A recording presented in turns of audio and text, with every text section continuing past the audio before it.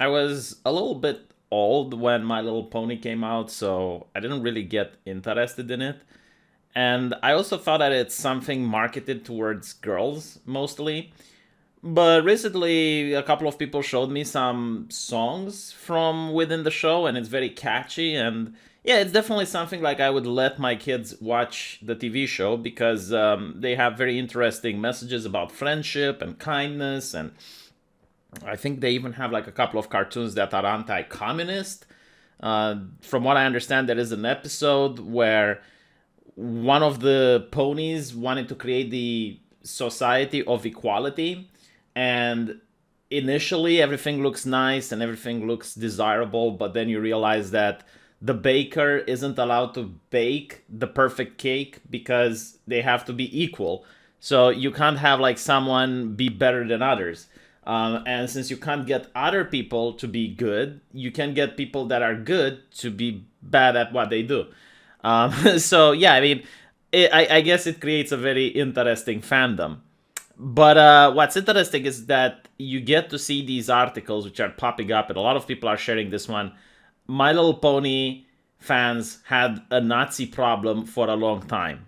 Now, I, as a person coming from Europe, especially from Romania, which was a nation that had, let's say, a little bit of German influence, it's really interesting to realize that the Nazis, okay, which had very specific gender roles and were really against anything that they would consider to be degenerate, that they would create the type of community where people enjoy, let's put it like this, very peculiar art about little ponies. All right, like if you are an individual that is above the age of childhood and you go next to these guys and you're like, oh, I like little ponies just like you guys. So no, like what we're seeing here is exactly how people who are woke are trying to destroy and cannibalize other fandoms. And this is the tactic that they use, okay?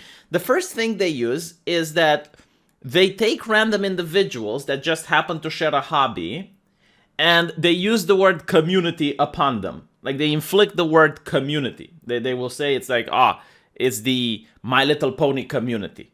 Even though like you and I can be completely different people, we can be from completely different lifestyles, we can be from completely different countries, we can have completely different values, and the only thing that we have together is the fact that we like My Little Pony. Well, now we're a community, okay? The original word of community meant people who are connected through family and cultural ties. That's what initially the word community means. But now the left, or the pro-establishment people, the woke, they want to use community as to collectivize a group of people that just happen to share a hobby. And now that it's a community, you need organizing, you need responsibilities, you need changes to be made because the community is harmful. Look, like Nazis, okay, they watch My Little Pony. So obviously, do you want Nazis to watch My Little Pony? Because I don't want Nazis to watch My Little Pony. So how do we do it? Well, first of all, you put the critical theorists, which are the people that constantly criticize and nag, you give them positions of power so they stop criticizing and nagging. So you take the activists and you give them forum moderation. You put them in charge of every single aspect of the community that spins around the show. And then they wait for an event, which will always happen, okay? Like in a country with over 300 million people, an event will occasionally happen, and it actually did. A couple of weeks ago, a person completely mentally deranged killed some random people, and it turns out that the reason he did it is because he was a My Little Pony fan and he wanted to go to the next life faster so he can spend time with his favorite pony. I'm not making it up, it's the reason that he gave, right? So now the activists are saying, see, we tried to warn you, like this could have been prevented. When you draw My Little Pony art, you're actually emboldening killers in real life. Like, do you understand what you're doing? Like, you're creating world harm through your cartoons. And due to the fact that now the activists, as we established, managed to have forum moderation in a lot of parts of the community, this polarizing event, which doesn't allow for neutrality, it's a simple question: do you believe that My Little Pony causes real world harm? Yes or no? If you believe no, then you get banned, you get kicked, you get excommunicated from the fandom, so that the fandom is only now with voices that demand change. They demand that My Little Pony does better. So now the company is looking at the fans and they think that this is the legitimate fandom, that these are the actual people that are watching their show, not knowing that a lot of the fandom, probably even more than 50%, has already been banned, kicked, or punished and prevented from expressing their opinions. So they're like, okay, well, what can we do? Like, how do we fix it? And yet again, the woke people are like, well, put us in charge and we're going to fix it for you. So now the company is going to start to hire activists who most of the time don't even care about My Little Pony. It's very similar to how DC Comics, or was it Marvel? I forgot which one, but they hired Zoe Quinn, a person that really didn't show any affiliation towards comic books before. And the reason they did it is because, like, she's an activist, right? Like, they hire her so people stop criticizing the fact that their company is problematic. That's literally the same thing.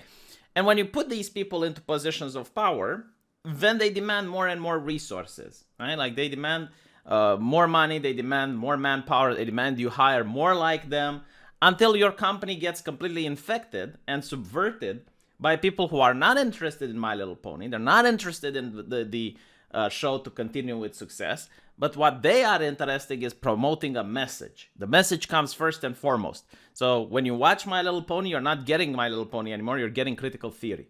Because that's the end goal, right? Like, no matter what you do, you're going to get critical theory, you're going to get wokenism anywhere you look. You turn on the sports, you get the woke. You read a cooking book, you get the woke. You look at My Little Pony, you get the woke. That is the end goal, right? So that you cannot escape this. It's totalitarian. Everywhere you're going to look, you're going to have it in your life, whether you like it or not. And if you complain, well, you get ostracized. And this is the tactic that they use. So to recap, first of all, call a group of people that just share a hobby a community. Demand the community starts organizing to become more inclusive, to ostracize the people that are negative, whether they're Nazi, white supremacists, the incels, or like whatever buzzword of the day. Make sure that you constantly criticize them for allowing these people to be in the community. The solution is to put the activist, the critic, to put him in a position of power, give him forum moderation, wait for an event to happen in the real world to polarize people, and then ban all the people that think differently. And then wait for another event so that you can attack the actual company, attack the actual people that are creating the hobby. And the solution is to put the people that are the critics, to put them in power within the company so that they can demand more and more resources to eventually subvert what the company was initially set out to do, which is to put entertainment, and to now push into the creation of a particular ideology, which is woke ideology. And this can be done like Gillette, right? Like, they now have commercials that are woke. Like, even a product that you wouldn't think can create propaganda, it's like it's a razor, like you just shave. No, like, even the razor can now donate money towards political activism, can have hot takes on Twitter, can have advertisements that tell you how to live your life, and it's everywhere, right? I mean, it's pretty much self-explanatory. So this is why they made this article. And you have to understand, like, these people, it's not a conspiracy. It's not like people that are sitting in a dark room and they're conspiring with each other. It's like, let's take over companies. No, it's more insidious than that, right? Because a conspiracy implies a finite number of people that know what they're doing is wrong. No, this is a mindset that's being taught in universities, that's being promoted on social media, that's being promoted on television and in publications like The Atlantic. It's a mindset. Like, you're doing something good. And what's wonderful about this mindset is that most people aren't even aware of the grand tapestry in which they're operating. Like, they just view that, no, like, I'm part of this community, because that's how they view it, right? Like, I don't know, the heavy metal community, just because they like to listen heavy metal, all of a sudden they're part of the community, and it's their job to improve the community. How do you improve the community? You constantly criticize and criticize and criticize. And when people ask you like, okay, what's the solution? Well, you don't really know. So it's like, well, just put me in charge. Oh, okay, now you're in charge, right? And then something bad happens and you're like, oh, well, let's ostracize the people that are bad, because obviously they're bad because they don't think like me.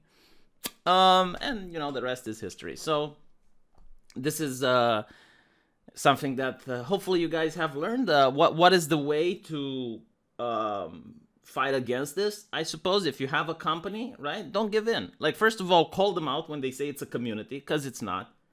A community is a village, you know, a community is a town, I suppose. A community is a neighborhood.